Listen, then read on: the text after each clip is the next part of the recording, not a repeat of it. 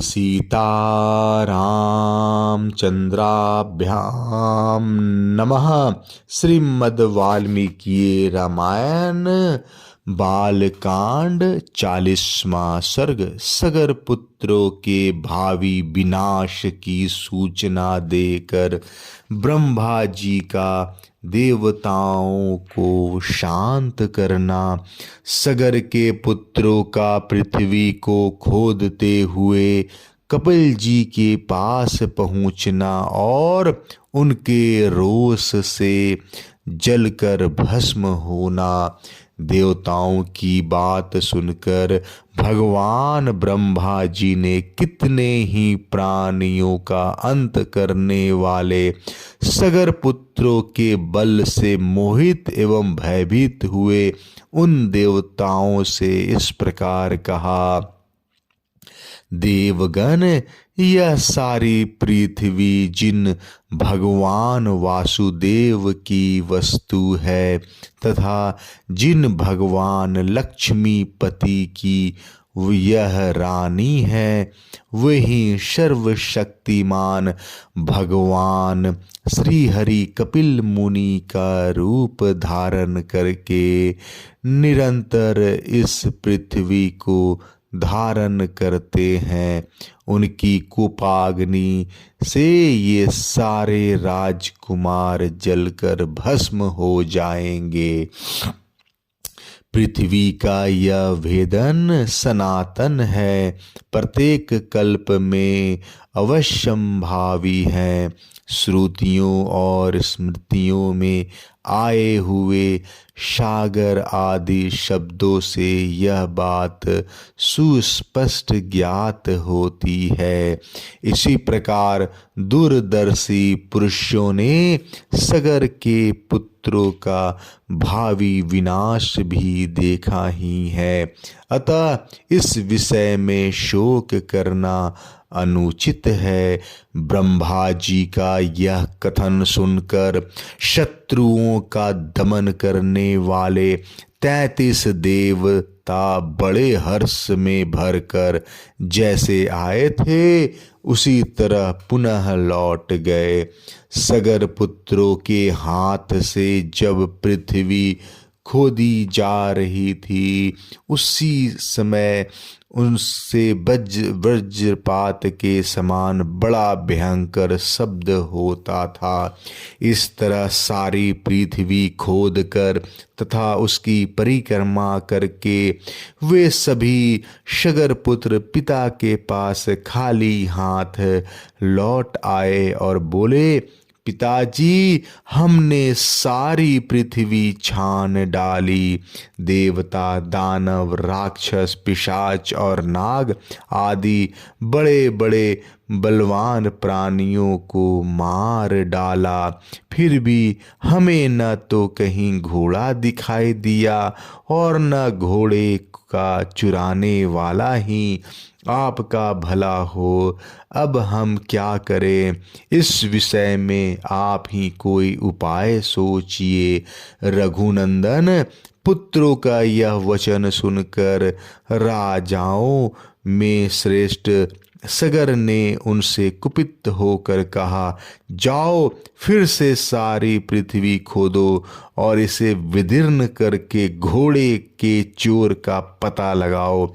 चोर तक पहुंचकर काम पूरा होने पर ही लौटना। अपने महात्मा पिता सगर की यह आज्ञा सिरोधार्य करके वे 60,000 राजकुमार रसातल की ओर बढ़े और रोष में भरकर पृथ्वी खोदने लगे। उस खुदाई के समय ही उन्हें एक पर्वताकार दिग्गज दिखाई दिया जिसका नाम विरूपाक्ष है। वह इस भूतल को धारण किए हुए था। रघुनंदन महाराज गजराज विरूपाक्ष ने पर्वत और वनों सहित इस संपूर्ण पृथ्वी को अपने मस्तक पर धारण कर रखा था। काकुतस्थ वह महान दिग्गज जिस समय थक कर विश्राम के लिए अपने मस्तक को इधर उधर हटाता था, उस समय भूकंप होने लगता था। श्री राम पूर्व दिशा की रक्षा करने वाले विशाल गजराज विरूपाक्ष की परिक्रमा करके उनका सम्मान करते हुए वे सगर पुत्र रसातल का भेदन करके आगे बढ़ गए। पूर्व दिशा का भेदन करने के पश्चात वे पुनः दक्षिण दिशा की भूमि को खोदने लगे।